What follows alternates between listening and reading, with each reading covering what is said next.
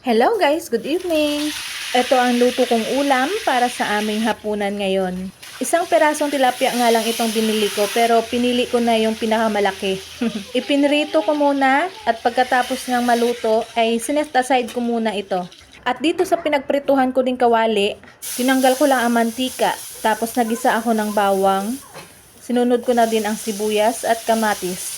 Sinangkutsa ko lang ang mga ito ng kasaglit at nilagay ko na ang sabaw. Nang malapit na nga kumulo ay nilagay ko na ito mga tangkay ng pechay. At inilagay ko na din ang aking piniritong tilapia. Pagkatapos ay nilagay ko na din ang mga dahon ng aking pechay.